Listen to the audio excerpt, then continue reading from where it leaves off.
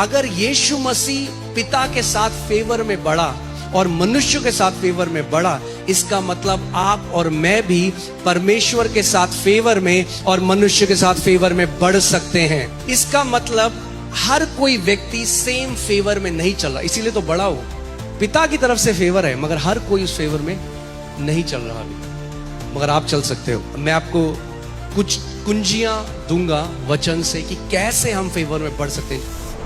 मैं आज परमेश्वर के फेवर के बारे में, उसकी भलाई के बारे में, उसकी तरफदारी के बारे में, हिंदी में कोई एक प्रॉपर शब्द नहीं फेवर के लिए, अनुग्रह भी है, मगर ये शब्द फेवर इतना पावरफुल है, इसमें इतना कुछ है कि जब आप परमेश्वर के फेवर को समझोगे और जब हम उसके फेवर में चलने लग जाएंगे, favour is gonna distinguish you from the crowd. भीड़ में से आप अलग हो जाओगे। बहुत पहले परमेश्वर ने एक दिन मुझसे बात करी और बोला, बेटा मैं तुझे अपने फेवर में बढ़ना सिखाऊंगा। और आज जो आप देख रहे होते हुए, ये केवल परमेश्वर का फेवर है। ये हमारी योग्यता नहीं, ये हमारी खूबी नहीं, ये हमारी मेहनत नहीं, केवल हमारे पिता की अच्छाई और भलाई है। जब भी देखोगे परमेश्वर के लोगों में से जो अलग हैं, जो अलग करे गए, आप पाओगे कि वो उस व्यक्ति के बारे में नहीं। क्योंकि जब हम वचन को अच्छे से पढ़ते हैं, हम पाते हैं इब्राहिम परफेक्ट नहीं था, दाऊद परफेक्ट नहीं था, पीटर भी परफेक्ट नहीं था जिसकी परछाई से लोग चंगे हो रहे थे, पॉल परफेक्ट नहीं था। ये सारे बहुत महान संत हैं, ये इंसान थे, मगर जिसने उनको अलग किया, डिस्टिंग्विश किया, एक्स्ट्रा ऑर्डिनरी बनाया, वो परमेश्वर का एक्स्ट्रा ऑर्डिनरी ग्रेस था, उसका अनुग्रह था, उसकी भलाई थी जिसने उनको किया। परमेश्वर कुछ है जिसका हाथ किसी के ऊपर आ जाता है तो उस व्यक्ति को अलग कर देता है। जिस दिन यहोवा का हाथ आपके ऊपर आ जाता है, उसकी तरफदारी आपके ऊपर आ जाती है, you will be distinguished, you will be separated. Amen? A moment of God's favor, एक क्षण परमेश्वर के फेवर का, can take you where years of your labor cannot take you. जहां सालों का आपका मेहनत आपको नहीं ले जा सकता, वहां परमेश्वर की तरफदारी का एक क्षण आपको ले जा सकता है। यूसुफ जो एक जेल में कैदी था और एक क्षण में वो इजिप्ट का प्रधानमंत्री बन गया। आमेन। सो फेवर एक्सेलरेशन लेके आता है। नए नियम में जो अनुग्रह है, कई लोग बाइबल में रिप्लेस करके फेवर को अनुग्रह, ग्रेस कहा गया है, but if you deeply study, it's not just grace. Favour is not just grace, केवल अनुग्रह नहीं है, बिकॉज अनुग्रह के बहुत सारे माप हैं बाइबल में। पहला अनुग्रह है सेविंग ग्रेस, जब आप पर अनुग्रह हुआ और आपने उद्धार पाया। But then there is abundance of grace. अनुग्रह, बोलो अनुग्रह की बहुतायत। Hear this, abundance of grace is called favour. अनुग्रह की बहुतायत को क्या कहा जाता है? फेवर कहा जाता है। और फेवर एक्सॉल्टेशन लेकर आता है, फेवर प्रमोशन लेकर आता है, फेवर प्रोटेक्शन लेकर आता है, फेवर प्रोविजन लेकर आता है। नोआ ने नहीं कहा, हे परमेश्वर देख मैं तो इतना ज्यादा उपवास और प्रार्थना करता हूं। नोआ said, God if I have found favour in your site, अगर मैंने तेरी नजर में उस फेवर को पाया है, अनुग्रह को पाया है। That was the prayer of Old Testament saints. They understood it's about favor. वो जानते थे, प्रभु अगर मैंने तेरी नजर में फेवर को पाया है। That was their prayer. It's all about finding favor. Let's see Luka 2:52 अगर हम देखें, the Bible says Jesus increased in wisdom and stature and in favor with God and men. अरे देखो बाइबल क्या करिए, यीशु मसीह, कौन? यीशु मसीह बुद्धि में, बोलो बुद्धि में, डील डॉल में और परमेश्वर और मनुष्यों के अनुग्रह में बढ़ता गया। Jesus grew in favour. दो प्रकार के फेवर हैं, favour with God and favour with man. Favour with God will bring you favour with man as well. परमेश्वर के साथ जब आप फेवर को पाओगे, उस तरफदारी को पाओगे, उसकी भलाई को पाओगे, तो मनुष्यों के साथ भी, मनुष्य ना चाहते हुए भी आपके साथ भले हो जाएंगे। उनको नहीं पता चलेगा क्यों भलाई कर रहे हैं। Amen. People will want to do good to you. लोग आपके साथ भलाई करना चाहेंगे, because God will turn their hearts towards you. परमेश्वर उनके दिल को मोड़ देगा, क्योंकि आपने परमेश्वर की नजर में फेवर को पाया है, तरफदारी को पाया है। Jesus grew in both. आइए तो जल्दी से हम देखते हैं 5, मैं इन चीजों में सोच रहा था कि 5 मेन कीज हैं या कुंजियां हैं परमेश्वर के फेवर में बढ़ने की। क्योंकि अगर वचन में लिखा है कि यीशु मसीह अनुग्रह में, बहुतायत में बढ़ा, जीसस ग्रू, तो इसका मतलब हम भी बढ़ सकते हैं। मगर ये गैस करने का चीज नहीं कि अरे हमें पता नहीं प्रभु यीशु मसीह कैसे बढ़ा। वचन में हर एक चीज का उत्तर है। अगर यीशु फेवर में बढ़ा तो हम भी बढ़ सकते हैं। आमेन। सो पहली जो की है, पहली जो कुंजी है, दैट इज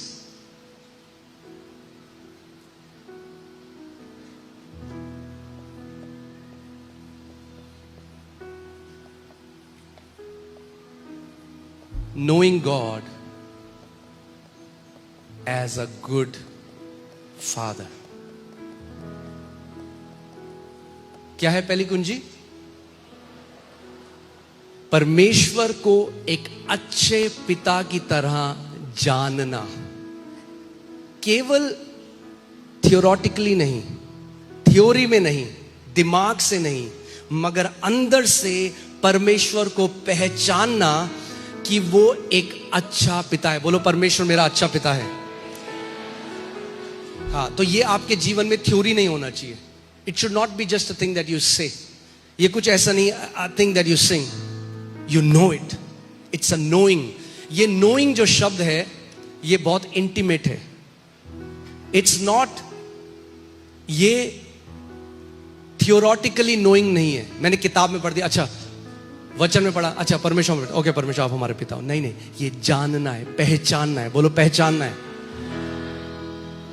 पहचानना है कि परमेश्वर क्या है, हमारा अच्छा पिता। देखो पिता ने हमसे कैसा प्रेम किया है। अगर आप इसको देखोगे नहीं तो आप उस प्रेम को पहचानोगे भी नहीं। Behold what manner of love the Father has bestowed on us. That means it's not a cheap love, it's not a small love, it's special love. देखो परमेश्वर ने हमसे, हमसे की जगह मुझसे लगा दो। बोलो, पिता ने मुझसे कैसा प्रेम किया है कि मैं परमेश्वर की संतान कहलाऊं। That means what made you a child of God has nothing to do with what you have done, but everything to do with what God has done. अगर आप परमेश्वर की संतान हो, इसका आपने क्या किया इससे कोई लेना देना नहीं है, मगर परमेश्वर ने आपके लिए क्या किया, पूरा लेना देना इस चीज से है। देखो परमेश्वर ने हमसे कैसा महान प्रेम किया। यानी आपको ज्ञान होना जरूरी है कि परमेश्वर आपका पिता है। आज भी कितने मसीह हैं जो परमेश्वर को केवल एक सृष्टिकर्ता या एक जज की तरह जानते हैं कि वो न्यायी जज है। See, all that a judge is concerned about is right and wrong.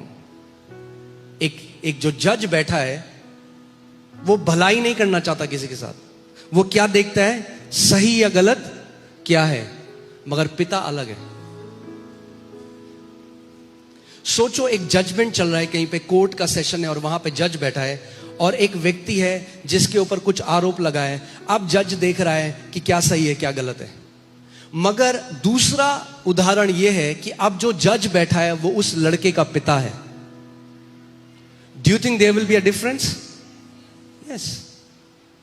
That's why the punishment that we deserved, जो सजा हमें मिलनी थी, जो जज बैठा था, जब उसने देखा कि मेरे बच्चों के ऊपर ये सजा है, उसने कहा ये सजा मैं अपने ऊपर ले लूंगा, and I will liberate them, I will set them free. आपको अपनी नींव बनाना पड़ेगा। आज भी जब इस मीटिंग के बाहर जाते हो तो ये बार बार बोलते रहो, मेरा पिता एक अच्छा पिता है। ऑटो में बैठे हो, मेट्रो में बैठे हो, गाड़ी चला रहे हो, बार बार अपने को बोलो, परमेश्वर मुझसे बेहद प्रेम करता है, मैं उसका प्रिय बेटा हूं, वो मुझसे बेइंतहा प्रेम करता है। God loves me, I am a son of his love. ओ परमेश्वर मुझसे बहुत प्रेम करता है, पिता मुझसे बहुत प्रेम करता है, I am so loved by him. Amen. जब आपको पता है कि आपका पिता आपके लिए क्या बोलता है, फिर आपको फर्क नहीं पड़ेगा लोग आपके लिए क्या बोलते हैं। सेकंड, दूसरी कुंजी है expect the goodness of God.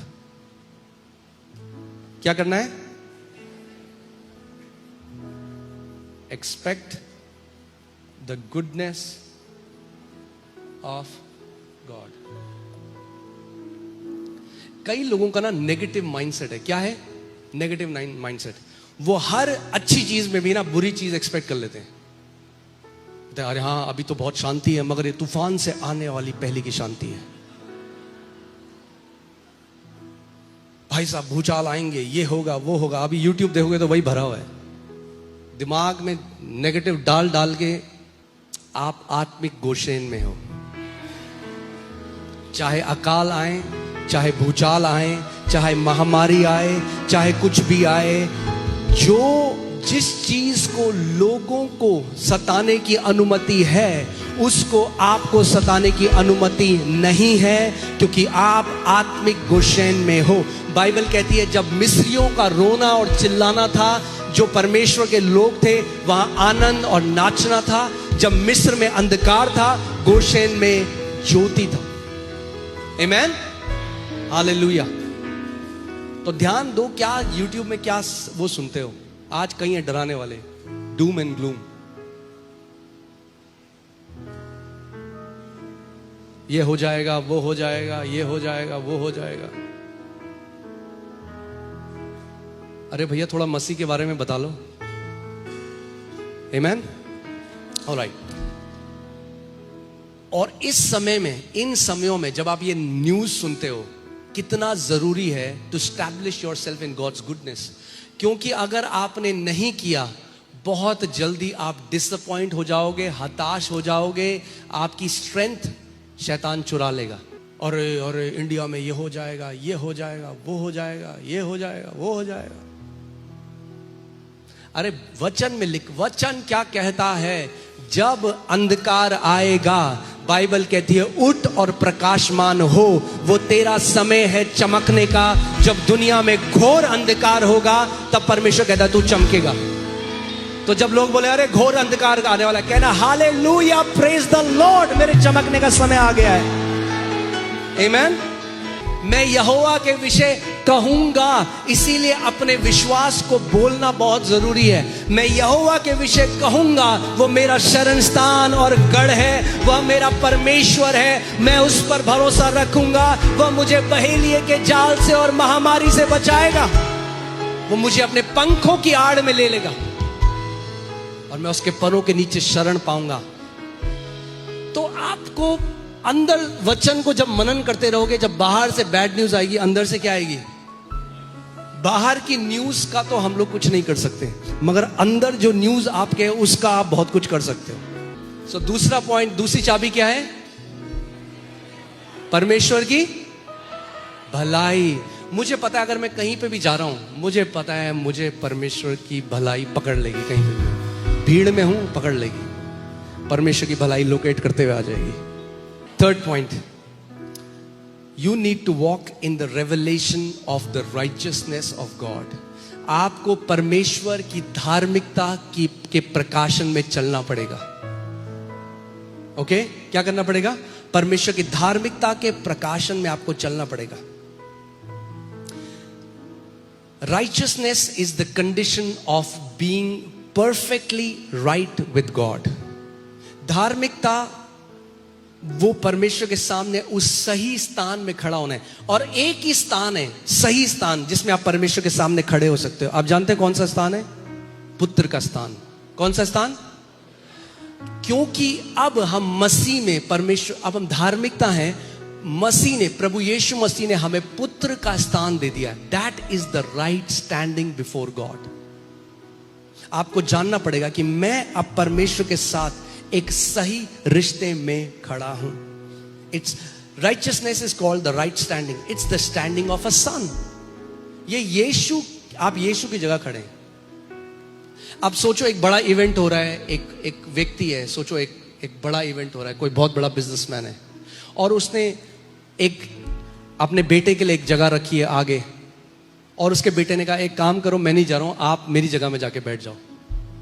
अपना आई कार्ड आपको दे दिया। अब जो जगह थी बेस्ट जगह, आप वहां जाके बैठ गए जो उसके बेटे के लिए थी, क्योंकि बेटे ने आपको अपनी जगह दे दी। That's what righteousness is. Yeshu मसीह ने आपको अपनी जगह दे दी है पिता के सामने।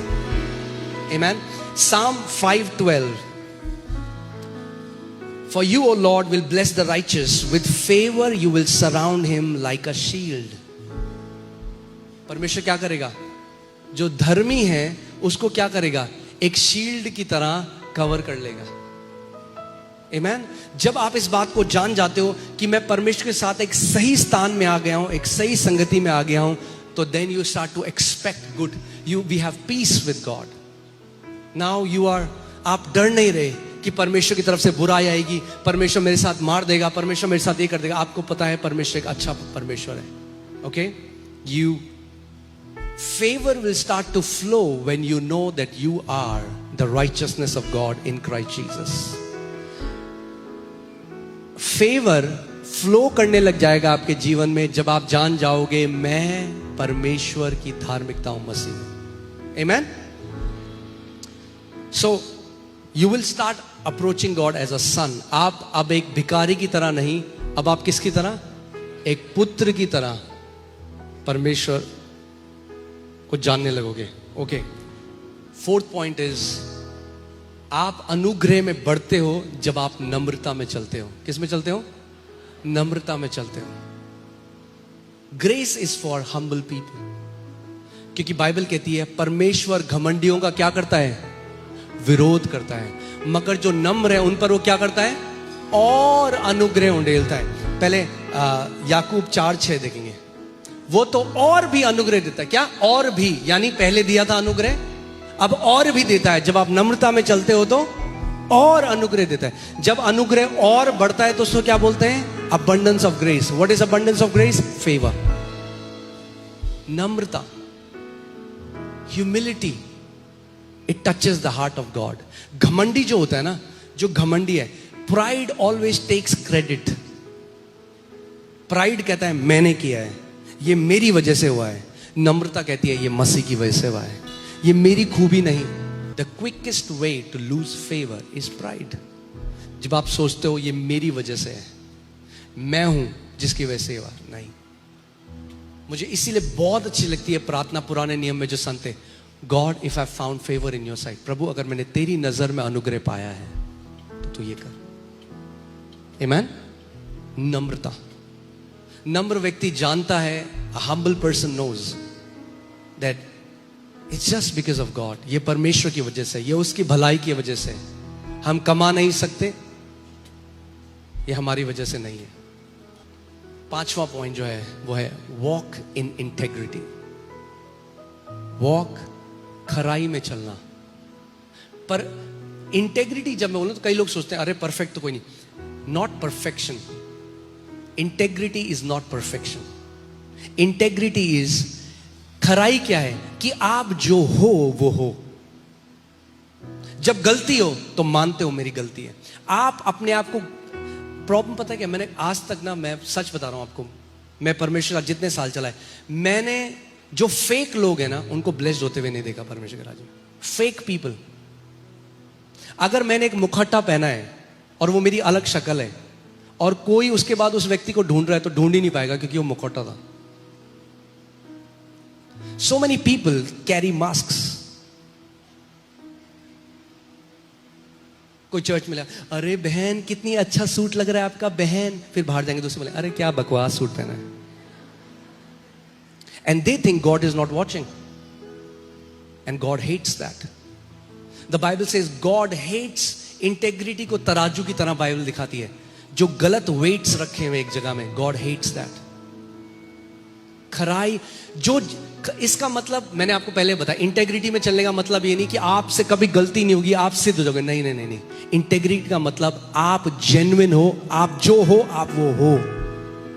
आप मुखौटा नहीं लगाते किसी को खुश करने के लिए, आप झूठी बातें नहीं बोलते, आप चिकनी चुपड़ी बातें नहीं करते और पीछे लोगों के कुछ और बोलते हो। दाऊद इसीलिए एक खरा व्यक्ति था। आप जानते हैं क्यों? क्योंकि जब दाऊद ने पाप किया, उससे गलती हुई, मगर जब परमेश्वर ने अपने एक दास को भेजा, एक नबी को भेजा, दाऊद ने अपनी गलती को माना। आप देखोगे लोग लड़ेंगे अपने आप को, कभी अगर गलती करी कभी नहीं मानेंगे, लड़ जाएंगे, वो परिवार छोड़ देंगे, कलीसिया छोड़ देंगे, मगर they want to defend themselves, they will never walk in favour. वो फेवर में नहीं चल सकते। दाऊद के पास नेतन गया और नेतन ने बोला, तू है वो व्यक्ति जिसने पाप किया परमेश्वर की आंखों के आगे। अब सारे लोग हैं वहां पर, नेतन है, वो गया, अजय अरे हटाओ इसको। सब लोगों के सामने लिखा है, दाऊद जमीन पे लेट गया और पश्चाताप करने लगा, बोलता है हाँ मुझसे गलती भी है। To be integrity is to be who you are. आप पर्दे के पीछे भी वैसे ही हो जैसे आप पर्दे के आगे हो, आप लोगों के सामने भी वैसे ही हो जैसे आप बंद कमरे के पीछे हो। इसका मतलब ये नहीं आपसे गलतियां नहीं होंगी। It's not about perfect. इसीलिए remember, integrity is not perfection, integrity is you are who you are. आप तराजू में जब तोले जाओ तो वही पाओ वो हो। हर रोज एक होमवर्क मैं आपको दे रहा हूं, क्या करना है आज से? Sit in a chair and meditate. Meditate on the goodness of God. Meditate that God is a good Father. इस पर मनन करो, परमेश्वर मेरा अच्छा पिता है। Expect goodness. जब रोज सुबह उठते हो तो बोलो, Oh Lord, thank you. I am expecting favor. I am expecting favor. मैं आपको कितनी बार बताऊं, ऐसा होता है हम लोग एयरपोर्ट जा रहे हैं, कहीं जा रहे हैं, इतनी लंबी भीड़ है, लोग वहां हैं, हम कह रहे हैं, तथा एक व्यक्ति आता है, कहता आप, हाँ मैं इधर आओ सही। एक नई लाइन शुरू हो गई। Amen? एक बार नहीं, कितनी बार ऐसी चीजें जो छोटी छोटी आप देखो, you start seeing, you start finding the goodness of God in everything. छोटी छोटी चीजों में आप परमेश्वर की भलाई को देखने लग जाओगे। He will distinguish you, he will distinguish you. आमीन। मैंने आपको बताया था, मैं देहरादून में नौकरी करता रहा 8,000 की, मैं दिल्ली आया, मैं गुड़गांव में मोमो खा रहा था। एक व्यक्ति मेरे पास आया चलते हुए, I am telling you a true story. मेरे पास आया और कहता है, आप नौकरी करोगे? मोमो खा रहा हूं मैं, इंटरव्यू नहीं दिया। कह रहा मेरी कंपनी है, 20,000 रुपए दूंगा। मैंने कर लेंगे। Favour will locate you, favour will find you.